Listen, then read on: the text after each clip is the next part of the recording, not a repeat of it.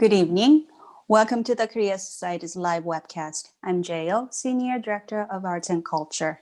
Tonight, we are delighted to welcome Hee Seo, the principal dancer at the American Ballet Theatre. Born in Seoul, South Korea, Hee Seo began her ballet training in her hometown, where she attended Sunhwa Arts Middle School. She continued her training at the Kuro Academy in Washington, D.C., and at the John Cranko School in Stuttgart, Germany. She's the recipient of the 2003 Prix de Lausanne and the 2003 Grand Prix at the Youth American Grand Prix in New York. In 2004, he joined the American Ballet Theatre studio company, and the following year joined the main company as an apprentice. She was appointed a soloist in 2010 and finally a principal dancer in July 2012. In 2015, he established the Hee Seo Foundation in Korea to help young ballet dancers in her home country. So welcome to the Korea Society, Hee. Thank you so much for joining us. And a quick reminder to our viewers, you can send questions for Hee Seo via Twitter at Korea Society Art or email artsandculture@koreasociety.org. So let's start talking about how you started practicing ballet.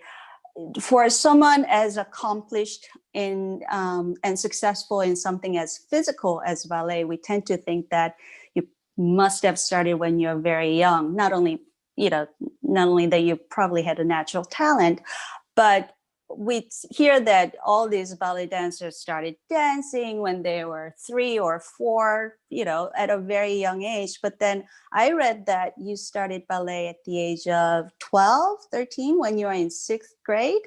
So how did you start ballet, and what made you choose that activity as a young girl? Well, my parents believed in physical workout. So me and my 2 brothers, we started swimming since we were very young. And then I did not want to swim anymore. So I asked my parents, can I start something else? And then they put me into ballet class when I was 12 years old. That's how I started. But you must have been pretty good, because right away you went to Sunhwa, the following year probably, to Sunhwa Middle School, which for those of you who are not familiar with the school, it's not that you just say, oh, I want to go to that school and you get to go. You have to audition to go there. So did you pick it up pretty quickly? Like, did you feel like this is something that came to you very naturally, or did you just have to practice extra hard? Well, I guess 3 months in or so in a ballet training, we got a letter from the art school that they were looking for a talented ballet dancer. At the time, I was very new, and I was served as a student president in our elementary school. So dean of the school asked me if, because he knew that I started a ballet, so nobody knew what ballet was. So he asked me, would you like to enter this competition to get into the art company or art school? And without second thought, because I didn't know what it takes to be a ballet dancer, I said yes. So I went to the competition that Sunhwa Art School held, and I got the prize from there.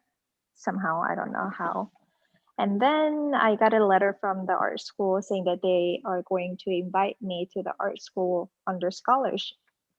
So I told my mom, maybe I will try it, and if I don't like it, and I will just go somewhere else. So that's how I got into the school. So I think I was not ready. I didn't have any basic training at all, but I think they saw something in me that led me into the art school. And pretty quickly you made even bigger commitment to ballet, because shortly after you got to Sunhwa, you must have auditioned, but then you got to go to DC to attend Kirov Academy, which meant you were leaving Korea to go to another country to study something that you just started, not to mention that you're going to be, leaving your family and I am assuming that you went by yourself and you stayed by yourself in DC to study there. So what made you make that decision to make that kind of commitment at such a young age? So the director of the school from Washington, she came to Seoul, and because we're the sister schools, so she saw me in the class and she offered me a scholarship. And I don't know, I started liking ballet. I think big part of it is because people think that I'm beautiful. Not that I think I was beautiful, but I like the attention and being beautiful. So it sounds like a cool deal that I go to Washington, D.C. and get to explore the ballet.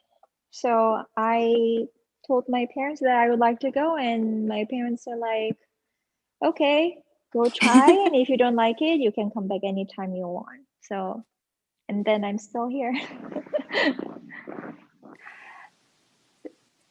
But that must have been, as a parent of somebody, and I guess there must have been some sign that they could trust you to send you away when you were so young.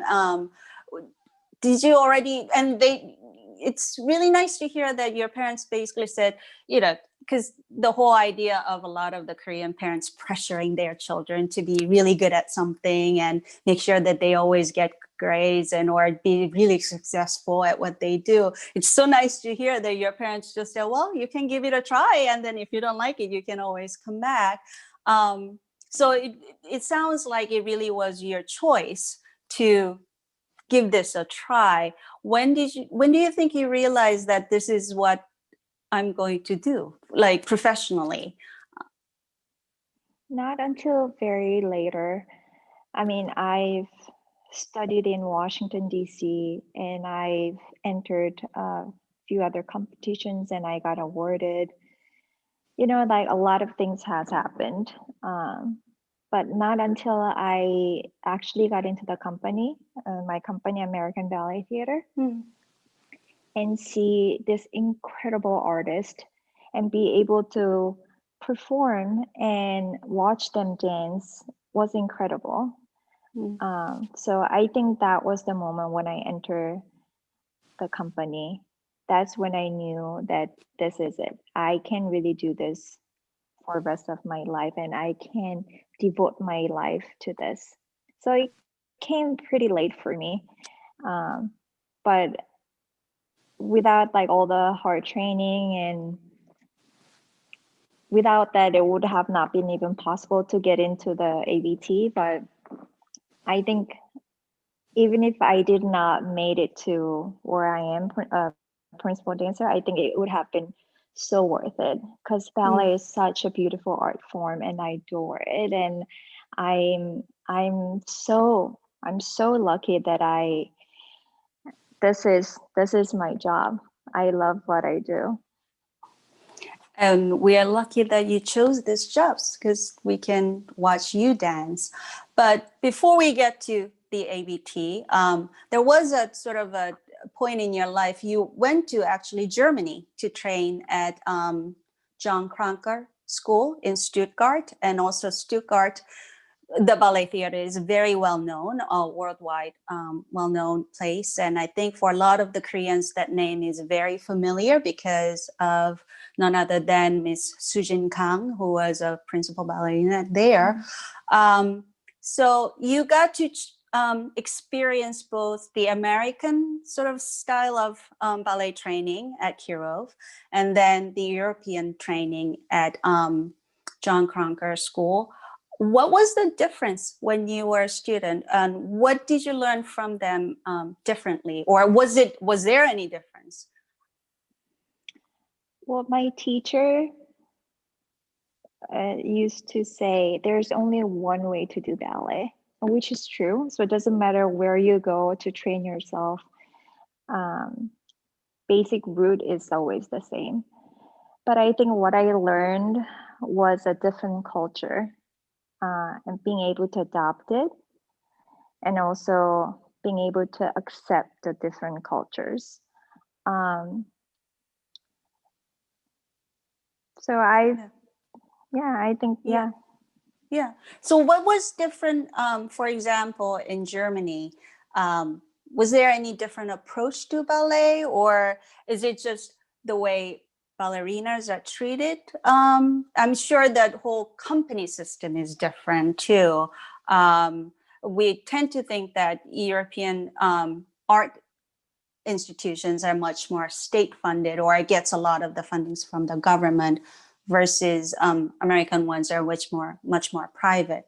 But and because you did actually end up choosing to come back to the States, to American Ballet Theatre in New York, have you ever considered like living and working in Germany or a European company as well, or did you always want to come back to United States?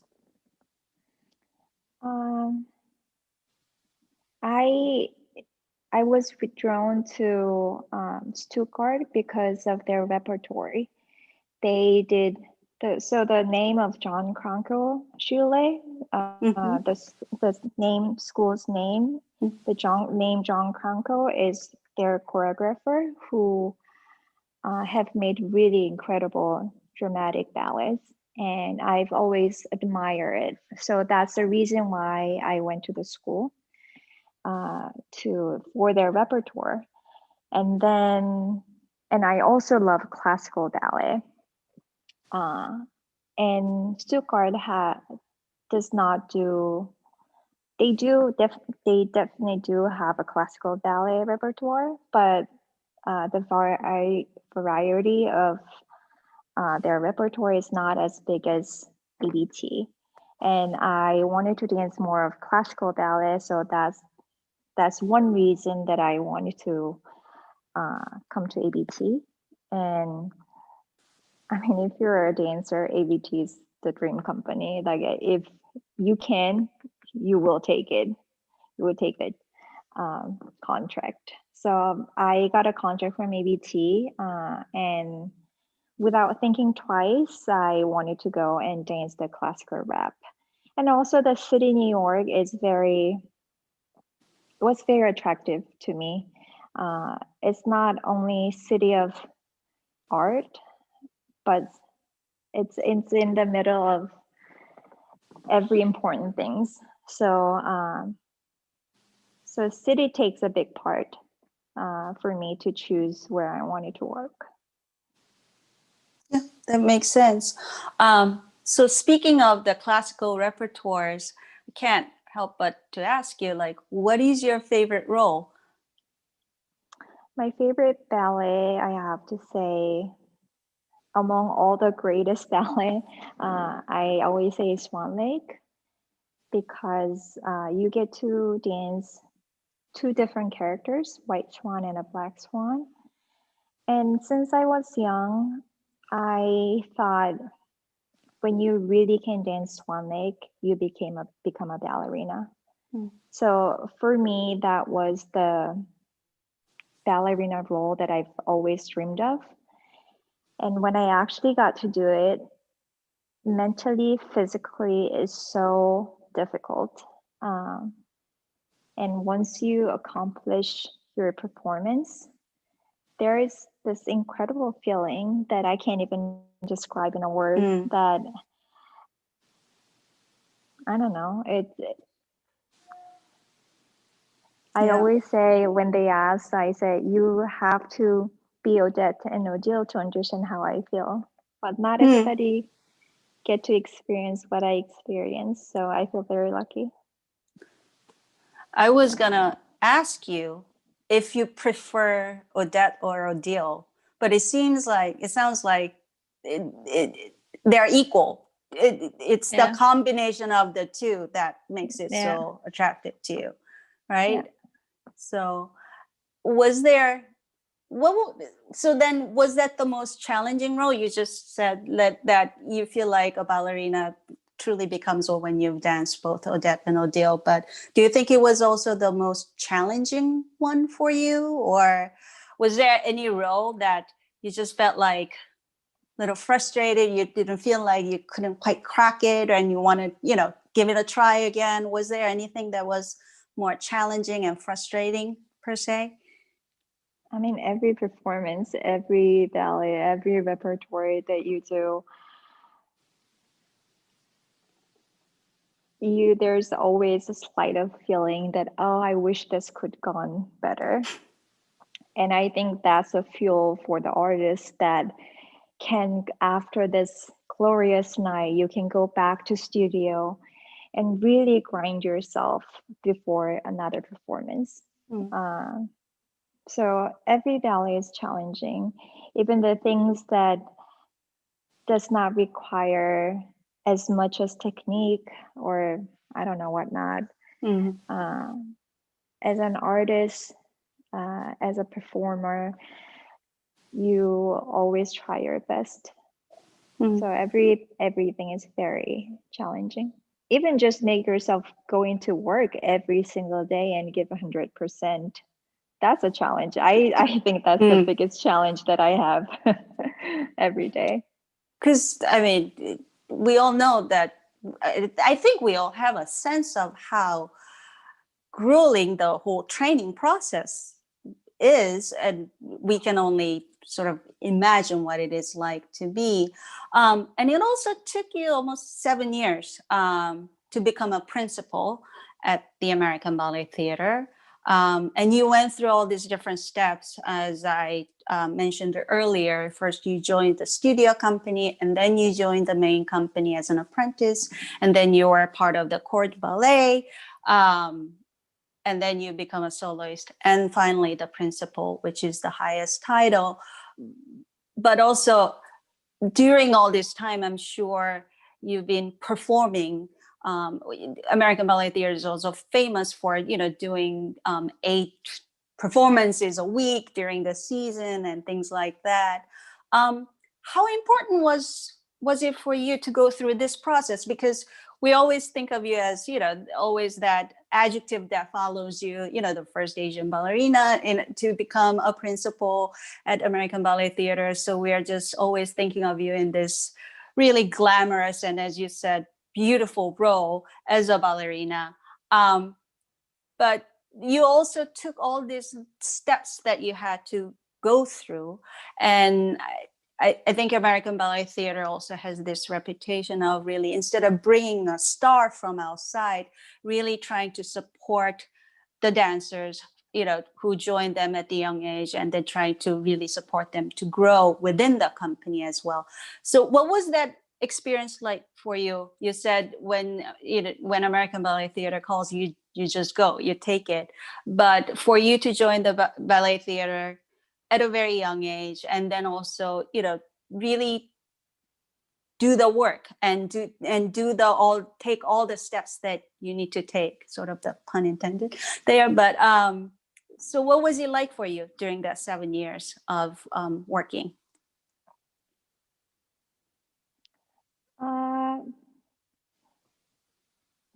Some enjoyable, some very difficult, because this is the future that you don't see the light at the end of the tunnel in this journey. You don't know if you're going to make it or if you're not going to make it. So I think that was the hardest part for me, that not knowing what will come to me, because our career is very short compared to others. So when you want to do everything. But I'm very proud that I went through all the ranks, because there isn't a part that I have not danced. All the classical ballets I've done, for example, for Swan Lake, I started with peasants who are just standing in the back, not even get to wear the dress. They wore peasant dress. And then I became an aristocrat who's actually got to wear a dress with a headpiece. And then I've done pas de trois, which means it's one of the soloist role. I've done all the swans, second and fourth act. I've done little swans. I've done big swans. I've done extra swans. Every single role it's involved in the ballet, I've done it all. So I know the ballet inside out. And it sounds really strange, but because of that, there definitely is a depth to understand the story. Because I know that not only the principal side of the story, I know every single parts, they have their own story. And that little details make a full-length ballet. And I know it all. If you put me in that spot, I can do it. Either left or the right or the front or the back. I know everything.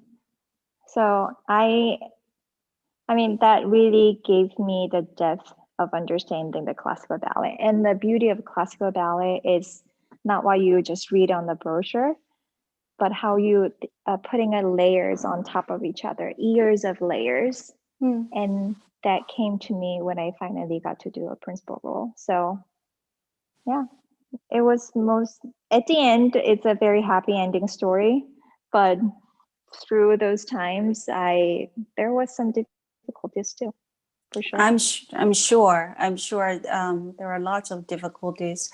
And I think it's Baryshnikov who once said, dancers are made, not born.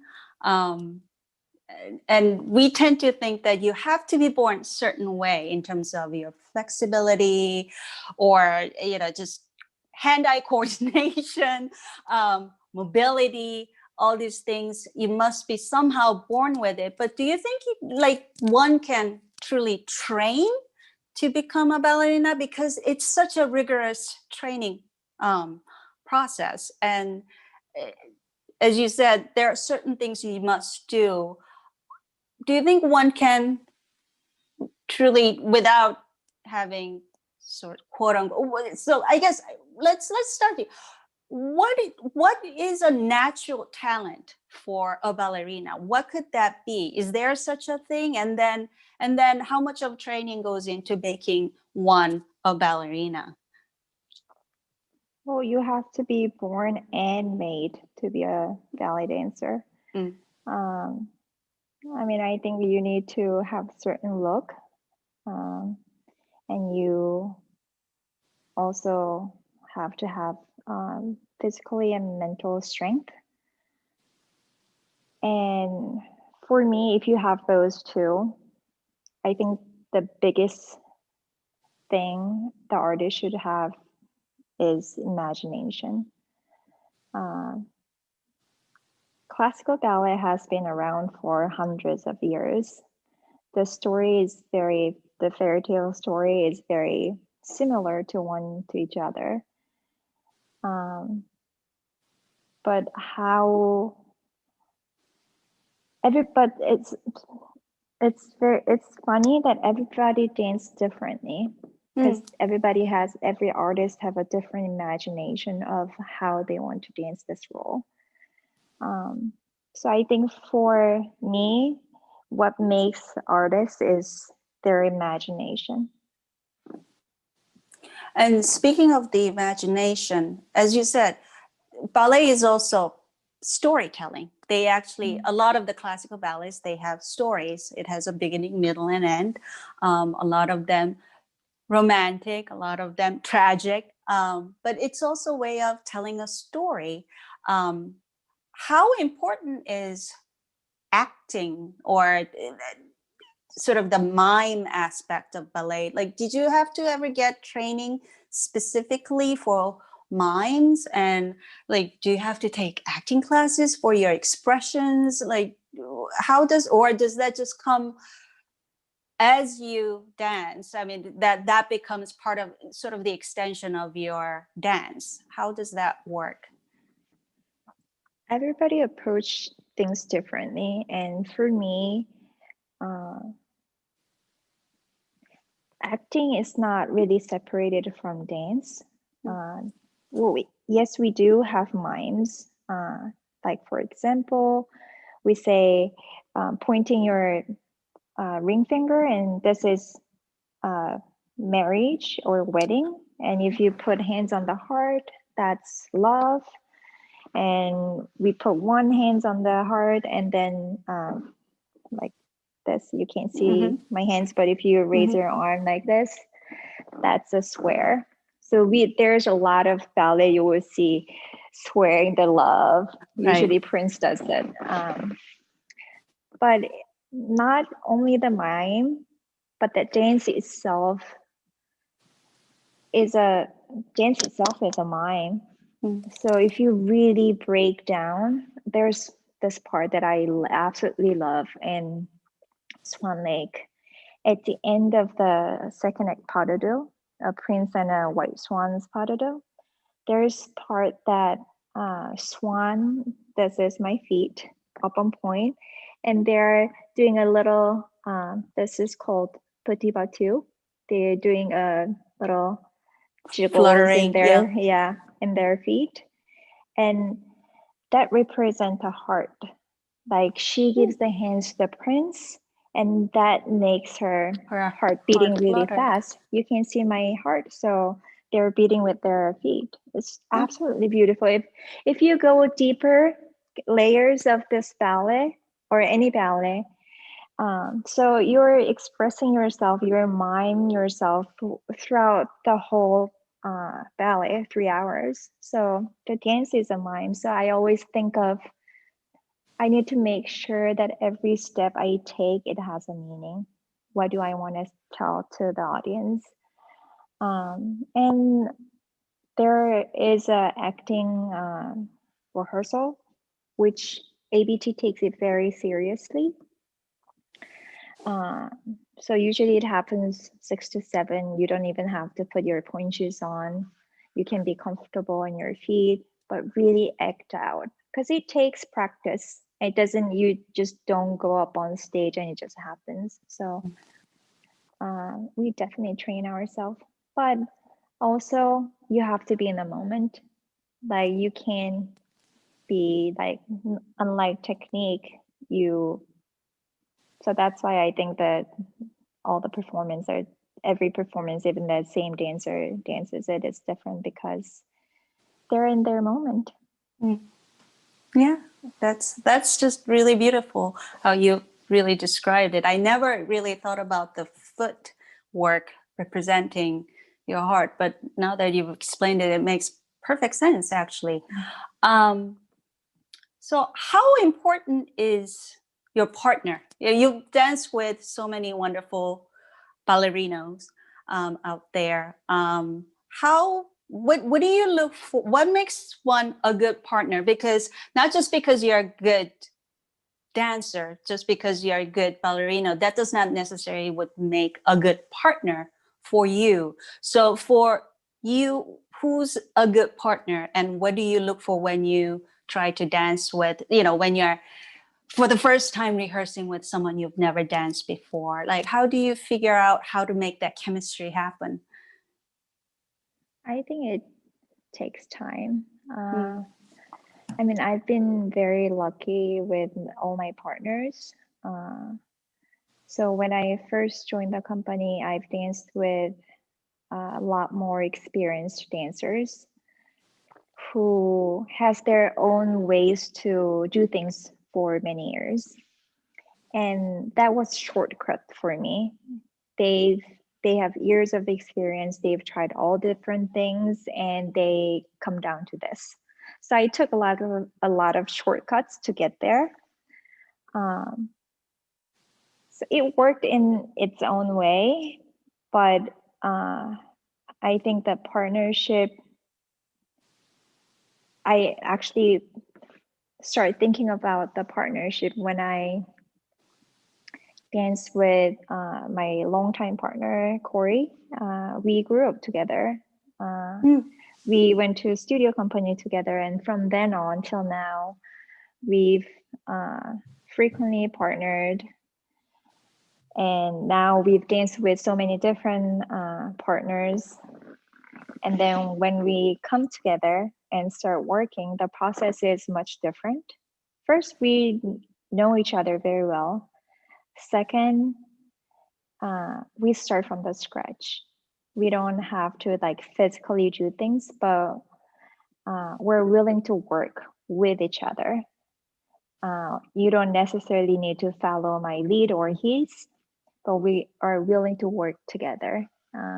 I think it creates very different energy. So I think somebody who's willing to work together, I think to me, they are good partners. A true partner, not somebody who's just leading you or just supporting you, but somebody who can really do it together. And you talk about your coach. I think a lot of people don't realize that ballet companies, it's not just choreographer and then ballet dancers. There are coaches, and you guys actually still take lessons, which to me is kind of mind-boggling, because you would think that at your level you probably know what to do and you've mastered everything. So what is the role of a coach, and like what do you look for from your coach, and what kind of guidance do you get? My coach Irina, who turned 85 this year, I worked with her since I first joined the company. So it has been close to, I don't know, 15 years. I don't know, we work everything together.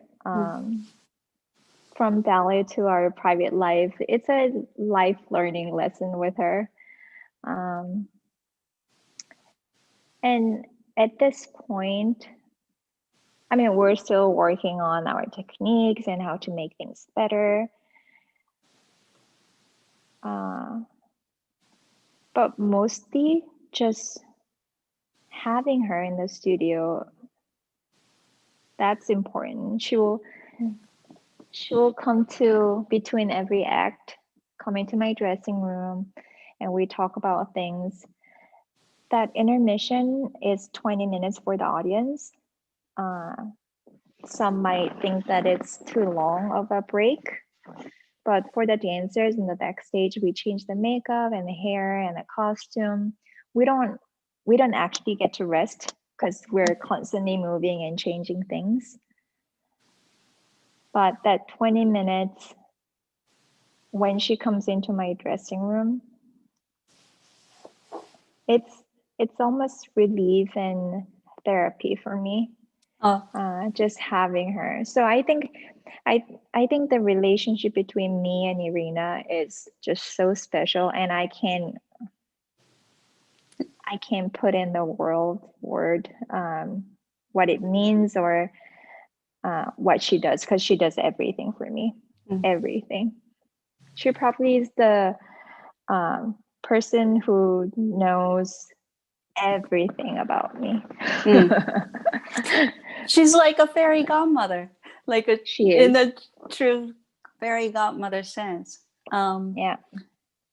But so also what a lot of people, when people think of artists, they tend to think of them as, being the one. But obviously the way you described your career and your relationship with your partner and the coaches, being a ballerina, there's a lot of people around you, and you have to work together, and you are always surrounded by other support system. And as all of us know, since last spring, that support system for all the dancers and many performers kind of stopped because of the pandemic. And American Ballet Theatre was just about to celebrate its 80th anniversary, which had to be postponed. How were you able to rehearse at all? Were you able to meet anybody at all? How has it been? How has it been for you? I mean, obviously, everybody's having this. Is difficult time for everybody. But as a performer, as a dancer, who needs certain equipments and spaces to rehearse and practice, how has it been for you the last few months?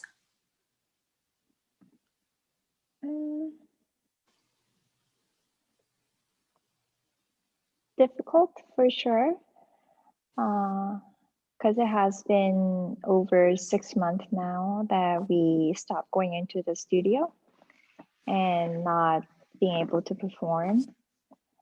So our daily routine has been changed so much. And as you mentioned, we need sprung floor, Marley, bar, and certain height so we can jump and get lifted. You know, we need a special space to be trained. So we don't have access to that anymore. So I guess it has been very difficult for all the artists. But first few months, I worked so hard on my own in my apartment because there was a hope that maybe in May, during our most celebrated season, which is a spring season at the Met House,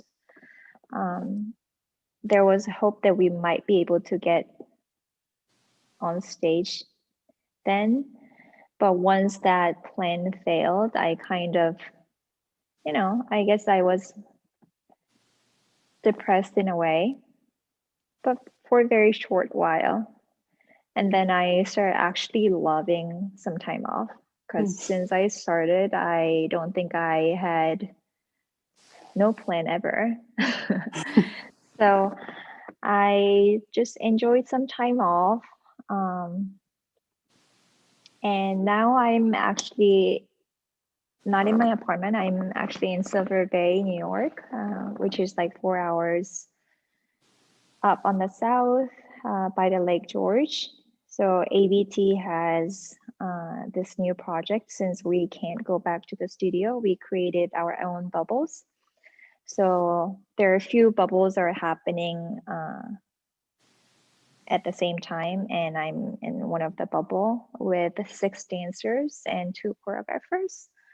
And we are going to create something hopefully spectacular so we can be shown to the audience sometime in November on our fall virtual gala. Yep. I think American Ballet Theatre just announced this week the plan for the all virtual fall programs. And you're in one of them, as they call it, the Ballet Bubble. And then the 80th anniversary fall gala, which is also virtual in November. So you finally get to dance with some of your friends and colleagues. You get to rehearse. I'm sure you guys are kind of in that quarantine situation, right? You're not supposed to leave the bubble, and you guys are all supposed to be together there for weeks to rehearse and create this new piece. It's going to be a brand new piece. It's a new choreography. That's my understanding. Yes. Great. So we can't wait to see it. But it's going to be a virtual season. That means you're not going to be dancing in front of the audience as you normally do. You'll be dancing in front of a camera, and then it's going to be shown. Do you think that will be strange for you as an artist not to have that live audience? Is it going to be different for you to be dancing in front of a camera? What do you think the adjustment has to be? And I guess in terms of dancing, maybe this is a very selfish of me, but I'm dancing for myself. So as long as the filming crew is not on my way, doesn't matter if I will be on the film through virtual or face to face to on stage with the audience, live performance. It wouldn't be matter. It feels so great to be back in the studio with my friends and be able to create something. I think we all are craving so much. We've been craved to be Create. used. Yeah. And so I think it's quite nice, even though we have a very strict protocols here. So first 2 weeks we were unable to actually touch each other, and we're 6 feet apart. So, and we of course we have to wear a mask at all time, and we can't leave the bubble, and even the food is being delivered to our rooms. So there's a lot of social distancing, but I guess this is a new normal. So we just, in a way, we have to adapt and appreciate of what we have, even though it's not perfect, but it is what it is. And I mean, not all the dancers from ABT got to do a bubble. Eventually, throughout the year, everybody will have something, but we're the first chosen one, and I feel very, very lucky. Right, and we can't wait to see you perform again. I also noticed on your Instagram that you've been doing yoga. And again, from the non-dancer who's been trying to practice yoga for many years and can't even do splits yet, it was just like, well, that's not fair. It must be really easy for you, certain postures. But I was just also wondering, like, what do you gain from practicing yoga? And I also wanted to ask you, because again, ballet is such a physically taxing activity, and I'm sure there are lots of injuries and pain that goes with it. So do other dancers also do something to help train and prevent injuries and things like that? So does yoga help you with ballet? Like what do you get from it that you don't necessarily get from your ballet trainings? So I started all this extracurricular, like, I don't know. I'm actually certified gyrotonic, gyrokinesis, Pilates, yoga instructor. Okay. It's not, I started all these workouts because fortunately, I'm naturally thin and very lean muscle, which is beautiful to look at, but it requires a lot of strength training. So I lift the weights. I have a trainer who works with me. Like all these things that I have to do to keep up with my body. And I've done all this cross training for years now. And because I have all the time in my hands, that I pursue to, really go deeper rather than just like, I mean, physically I'm capable of doing most of asanas that is out there, obviously, but I love the spiritual part of yoga, that you're meditating. So you connect everything, your mental, physical, your spirit, everything, you collect all together. And I like it. Yeah. I love it, especially during this pandemic, this crazy time we're living in. I think it's very soothing. It gives me a peace, my mind. And I love the philosophy of yoga. So I've been doing lots of them these days. That's great. Besides the American Ballet Theatre's fall schedule, virtual season, It was also just announced a couple of weeks ago that they promoted 6 dancers to principal. And one of them happens to be Chuan An, another Korean ballerino this time, who's going to be, you guys danced together before? Have you partnered with him? Yeah, we've danced Corsair. Yeah, we have danced together. Yeah. So you now have these young Korean ballerinos and ballerinas who are really rising stars. There's Kim and Kim in Marinsky. You mentioned Yeji in Spain. What do you think of all the future of sort of the Korean ballerinas? And a lot of them actually didn't leave Korea the way you did, like at a very young age. They were able to stay in Korea for quite some time and actually, so to speak, they got to train in Korea, yet still they can go out to the world and, become the stars they are now. So what do you think of is the future for the Korean ballerinas and ballerinos these days? I don't know. Right? I don't know. I mean, it was one good piece of news that you heard during the pandemic, even though, it's like once in a lifetime promotion. So it was sad because usually it happens after our biggest season. Right. And then everybody's all together and there's a full company meeting. So everybody's surrounded by friends and a coach and family and everybody. And, we get to celebrate it together, but not this year. But it was, I was very happy to have many friends got promoted to a higher rank. And there are so many dancers who trained in Korea and then became stars everywhere nowadays, outside of Korea. And I think it represents how great the ballet education is in Korea.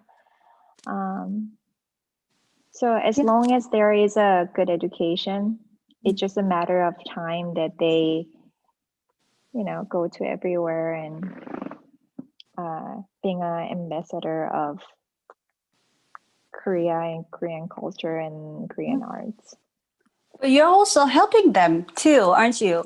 You started the Hee Seo Foundation, which helps young ballerinas.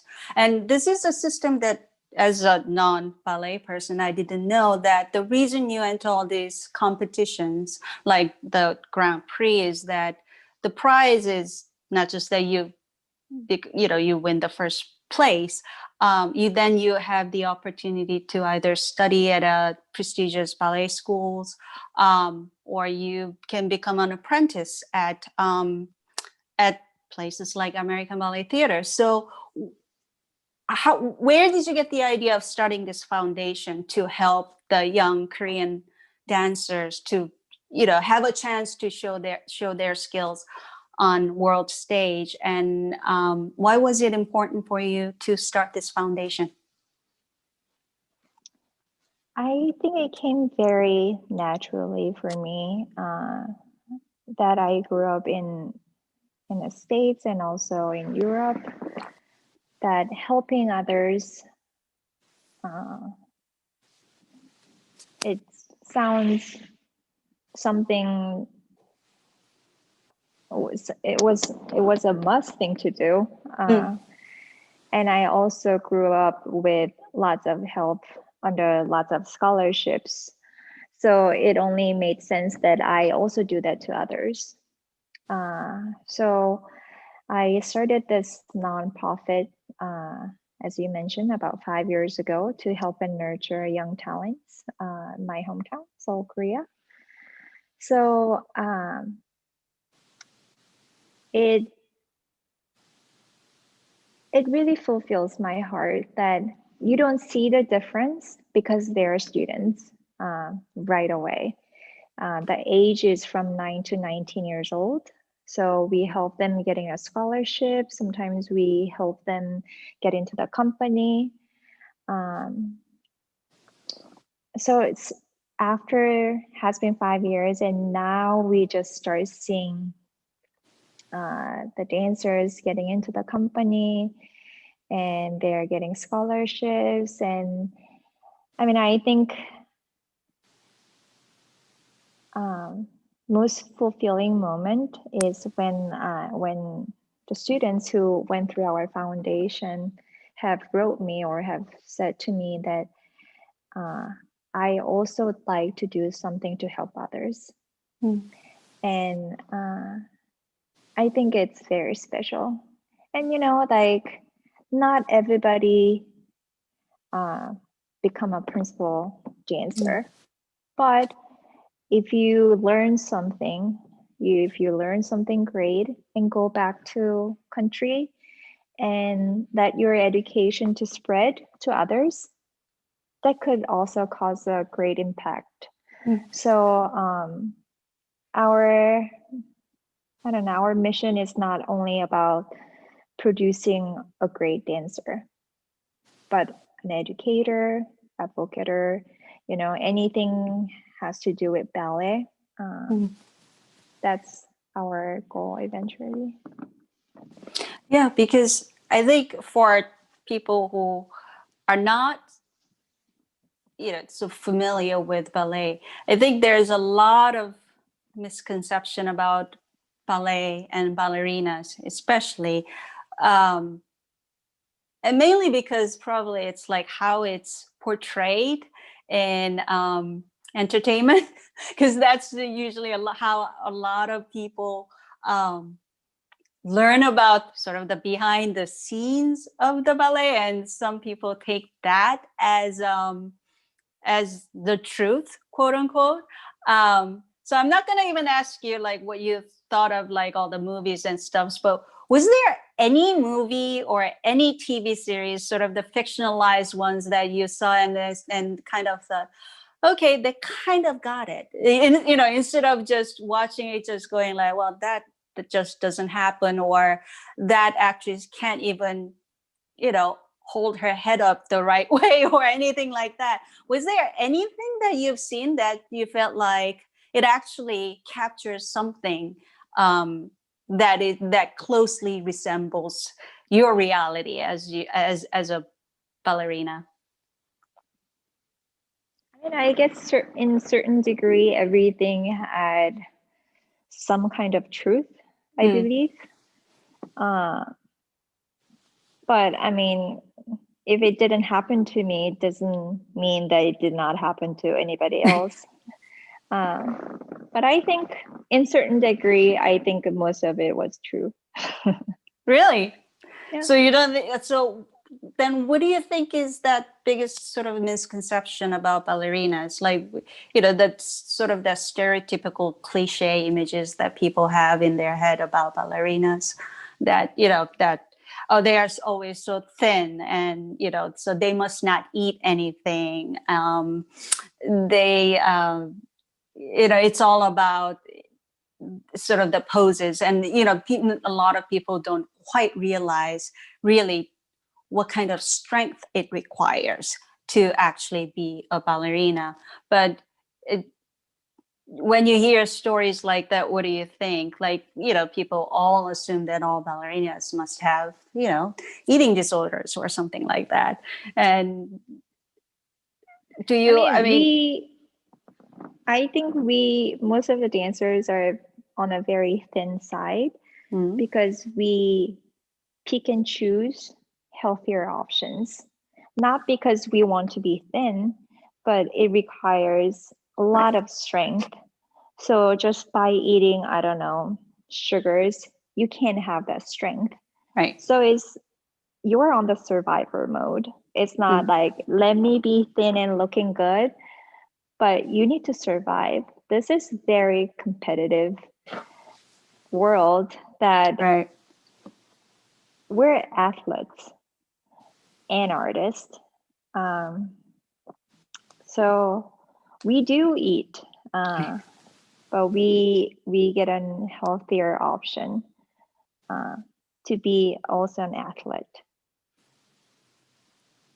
Now, what do you think, since you're working with so many, now that you're reaching at the point where you're seeing all these young dancers coming up, what do you think is the most important thing you want to let that newer generation of dancers know based on your experience?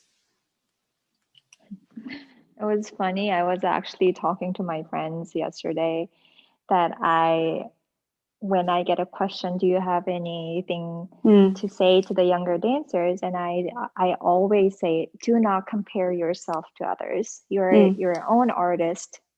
But then there was me yesterday comparing us to European dancers, where European theaters start to opening their theaters, and we're nowhere close to open our theaters.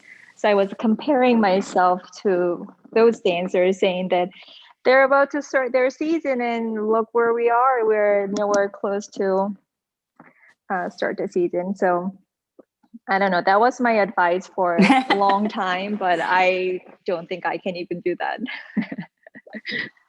Well, it's certainly a strange time we are all living through, and I'm sure, especially for the performers, this must have been just really difficult and heartbreaking time. But we're so happy to hear that at least you get to dance again, and we'll get to see you, albeit virtually. And I have to say, we cannot wait to see you dancing again on stage, hopefully in your favorite role as the white and black swan one day. And I truly, truly hope that day comes really, really soon. So thank you so much, Hee, for joining us tonight. It was such a delight to have you. Thank you for coming to the Korea Society.